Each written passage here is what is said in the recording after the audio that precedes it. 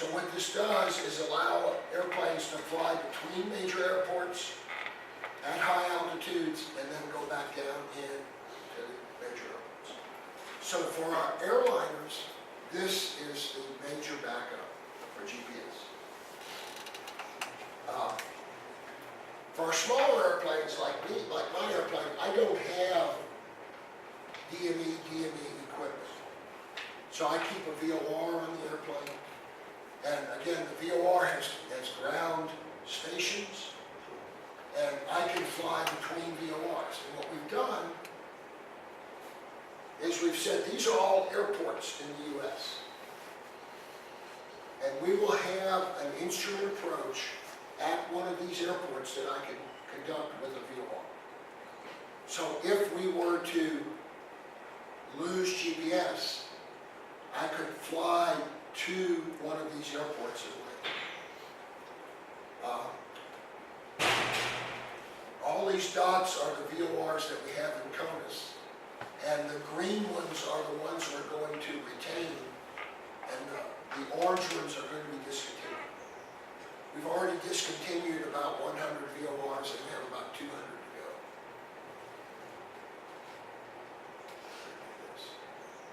Okay, so GPS is the basis, but we're keeping a backup navigation in case GPS is out.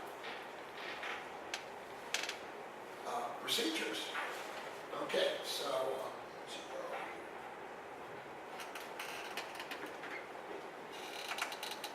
these are routes that we do with GPS.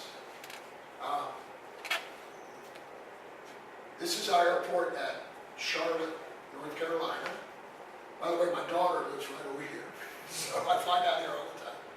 And these black routes are based on VORs. So this black route right here is a VOR route. Okay. So if you want to fly south through the airspace, you fly down right over the big Charlotte airport and through there. They don't like you doing that. You interfere with the airplanes too much.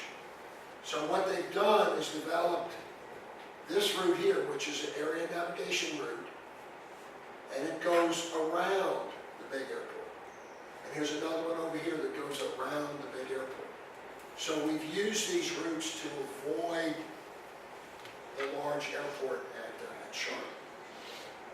And their busy airspace. We're still developing these routes. The low altitude routes are called T routes, and the high altitude routes are called Q routes. I don't know why they came up with such weird names. That was out there. So this is an example of routes that we have. Now, the GPS in my airplane, if I want to tell it to fly from my home to Presidente, Prudente, it will give me the course. I don't need any of this. So our preference is to simply fly direct to your destination. Okay? But in some places like this, we need routes because we don't want to be flying direct right through the middle of the system. So again, RNAV routes, but we're trying to use direct navigation where we can. When we get to the airport, we want to be able to land. So this is at Houston Airport in Texas, and these are the runways right here. And this arrival is for airplanes coming in from the west. So you would arrive at this fix, or this fix, or one of these fixes, and you come in, and these are all altitudes. So this tells you different altitudes to be at as you come into the airport, and then you break off to land on the runways. This is complicated. I would much prefer to just go to the airport. So I tell people that GPS and GNSS is a great navigation thing, but we have created a monster. And this is the monster. Okay, trying to figure out how to fly this with all these altitudes. Look, it's 1, 2, 3, 4, 5, 6, 7, 8, 9, 10. waypoints. Now, the good news is that this procedure is in a database, so you can call it in automatically. If we had to enter all of these waypoints, we would never be able to do it correctly. So, but it's still very difficult to fly these routes. With the airliners, they have autopilots, and the airplane will fly it automatically. But it really is a complicated route. I noticed that the routes in Brazil are less complicated. It's good work. You see, we have 440 airports that have, these are called standard terminal arrival points, STARS, and we have 930 of them at 440 airports. When we get to the airport, we want to land. Now, many airports have what is called an instrument landing system. Instrument landing system was developed in the 1940s. It's still a good system. Most airports use it. But now we have GNSS approaches. And this is one. This again is at Houston. And this approach brings you in and actually lands you on runway 15 to the southeast. What's nice about this approach is that it has vertical guidance. So it will bring you in and bring you down horizontally and vertically to land. So this is a nice safety improvement. And it also gets you down excuse me, to 200 feet above the runway, so it's 60 meters. So not bad. So good weather minimums and approaches down.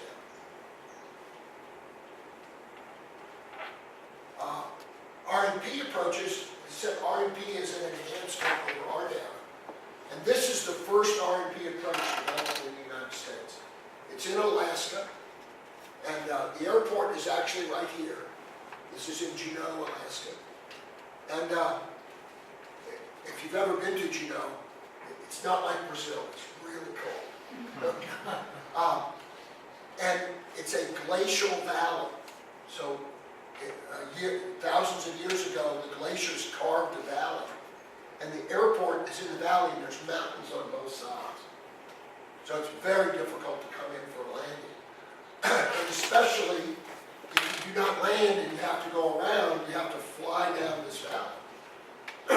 Flying down the valley is easy if you can see, but if there's clouds, you can't see. So what this approach brings you down to the airport right here, and then if you have to go this approach, if you can't land, it flies you down the valley. Can you see it's flying you right down this valley and brings you out? So this airport, when the weather went down, you were going to stay in Alaska for a while. You didn't have a choice. I was up in Juneau a few years ago and the weather was bad, and one of the airplanes with the RNP approach came in and picked us up and flew us up. And I tell people I think I would still be in Juneau, Alaska, if it wasn't for this capability. So this is a wonderful capability, especially where there's a lot of mountains. And like I said, we have 715 GBAS. So this, again, this is what Brazil has been a leader on. The U.S. is not. We only have 11 approaches at 2 airports. So we've done very little in this. We are still working on it. We're working on it technically, but the FAA has not decided to buy this technology. That's why there's only 2 approaches. The ground stations do not belong to the FAA. They belong to the airport or to the airport operator. But the GBAS approach, it's all contained in the ground station at the airport. Again, it gives you that vertically guided approach. And in this case, it's to 8 left here, so we're coming into this runway.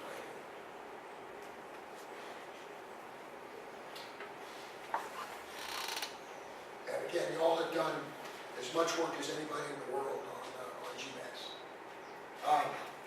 When we're at the airport and we want to leave, so this is the opposite of the arrival. If we take off from runway 15 here, and we can go up to the west. And again, we have this horrible set of restrictions. So all of these are altitude restrictions and base restrictions.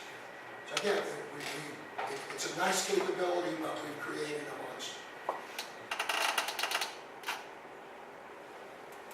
Okay, so new stuff that we're working on. This is stuff that is working right now, every day in the US. Independent approaches. So I don't believe that y'all do independent approaches here in Brazil, but they're done at many places around the world, mostly in the US. So you can see that Houston has 3 parallel runways here. And what we do is we can fly one stream of traffic into each runway at the same time. So it allows independent between runways. Right? When I first came to MITRE in 1990, that was what I did. We worked on standards for these. And it's very, very good. It allows very high capacity at the airports. But there's a little bit of a problem. This is the approach used for runway 8 left. And the actual turn on to the approach is 26 nautical miles from the airport. So that means if you're coming in from here, you have to fly out here 26 miles and come back to land. That's not very efficient.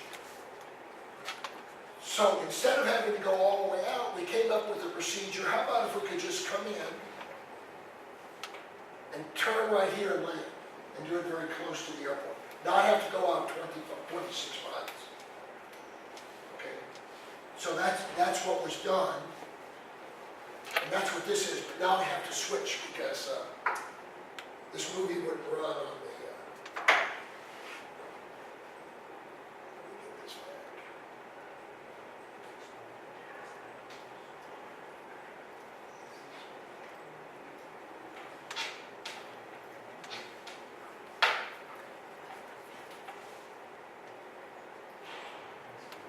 you have to use the Mac operating system. All right. So here's what's happening. Can you see the aircraft coming in here? And look at this aircraft. He turned in very close. So he just turned around and came in. These aircraft here, watch what they have to do. They have to go all the way out here and turn around and come in. So this allows a much shorter route of flight. This aircraft here is going to turn in close. So you see these aircraft are going all the way out here, turning back around and coming to the runway. Watch what this aircraft does. And you notice this aircraft is behind this aircraft.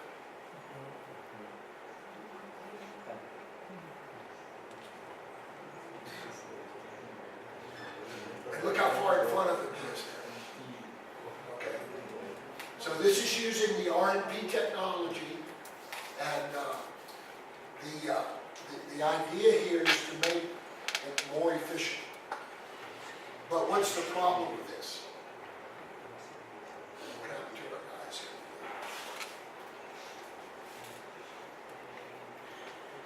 So the concern here, you have aircraft flying in here. Suppose this aircraft overshoots. It'll be right in the middle of these aircraft. So we've done a lot of safety studies to show that that's a very low chance of that aircraft not turning on. So this is called established on RNP and is brand new. I'll talk more about it tomorrow with ATM, but this is a new way that we're going to sequence aircraft in for arrivals. So you can see how busy Houston is. These are all aircraft coming into land. So everything we can do to save a little time is a good thing. Okay.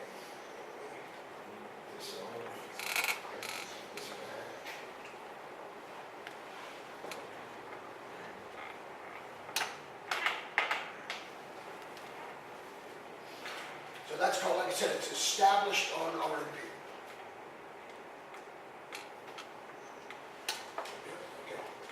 Another thing that's been happening now is ADS-B.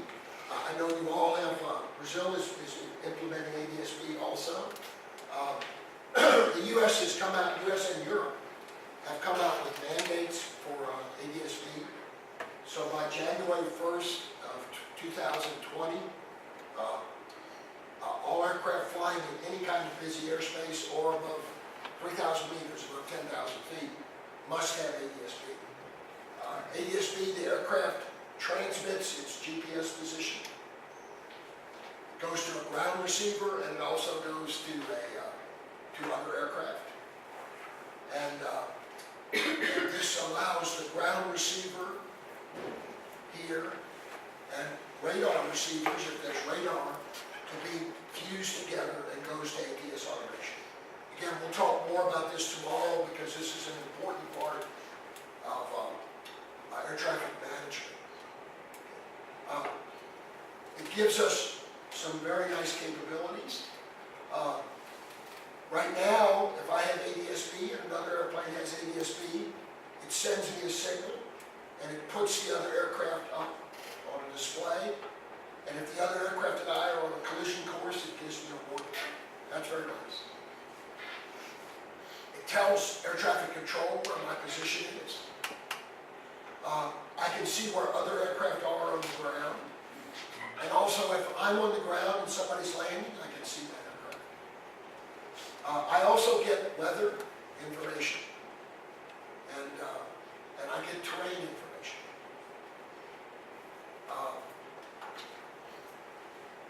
This is where we use ADS-B to bring the aircraft with radar into the air traffic system.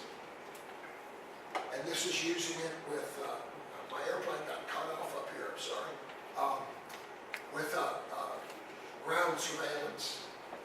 And this is the ADS-B coverage in the United States, very good, just about 5,000 feet AGL, it's almost everything. This is what it looks like in an airliner, and this is what it looks like in my airplane. So, so this is actually a tablet that I have, a display tablet. And this is me, I'm flying around, and these are other aircraft. So right here is Southwest 4610, and that's his position. This aircraft, I don't know the call sign of this aircraft, but he's 1,300 feet below me. This aircraft 900 feet below me. And you can see this aircraft right here is the same altitude. And we're both going in the same direction. So I got an alert on that aircraft. I thought this was cute. Do we have any Star Wars, like Star Wars? Can you see the call sign of this aircraft? Darth Vader. You're not supposed to do that. I called the air traffic control and said, who is that airplane? And it was actually a Canadian regional jet. But they had entered Darth Vader into their system. In my case, I enter my registration number in there. That's what you're supposed to do. But he had Darth Vader in there, so I thought that was pretty good. By the way, this is where my airport is. This is Washington, D.C., right here, in this area. And I'm about 100 kilometers east of Washington, D.C., in this small little airport right here, this grass runway.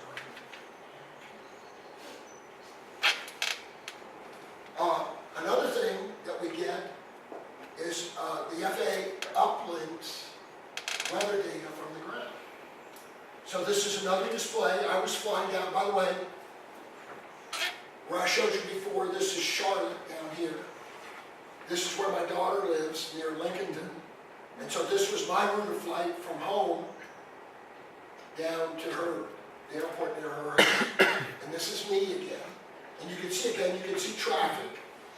This guy is, let's see, OPT 367, and he's at the same altitude I am. We're about 5 or 6 miles apart, so it's okay. There's other aircraft that are around me. But look right here, this is a thunderstorm. Actually 2 thunderstorms. Okay? Now this was a pretty day, and so I took a picture of the thunderstorm. So this is the wing of my aircraft, So looking right out here at this thunderstorm. So I took the screenshot from my tablet and took a picture with my camera to show. So this is very good. This thunderstorm was no threat to me on this day because it was a pretty day. But had it been a cloudy day, I would have been able to avoid that thunderstorm by using ADS-B. So that's a very nice safety benefit. Another thing that's happening, which I think will be really useful for Brazil, is space-based ADS-B. So this is Ariane, which is a commercial company, and they have teamed with Iridium, which is a satellite provider, or satellite system provider. And Ariane has an ADS-B receiver on all of the Iridium satellites. There's 66 Iridium satellites. They provide global coverage. These are coverage circles of each of the Iridium satellites. So this will allow coverage for ADS-B in the oceans. Of course, there's no ground stations out here. And also in remote areas. So the U.S. throughout the United States built about 900 ground stations to receive ADS-B. So 900 ground stations, that's a lot of ground stations. But also, each one of those ground stations has to have power, has to have electricity. And it has to have communications, because it has to send that position to air traffic control. So, in most places in the U.S., that's not too hard. They put the ground stations in airports and things like that. They're fairly easy to get power and communications. But there's some places in the mountains and in remote areas where it's very difficult and very expensive to get that. So this is some potential for, I think, for Brazil here. This system is space-based. Now, this is only ADS-B position. You have to have communications too. Iridium does provide communications, and you could use that, but that requires new receivers. So it's a little bit of thought. But this is a potential for both oceanic and remote areas, navigation and surveillance. So wouldn't that be nice? We'll talk a little bit about this more tomorrow, because the principle of air traffic management is you have to know where the airplanes are. And this provides a way to do it that is enhanced over the current systems. This is just coming into operation. I think the last Iridium satellites were launched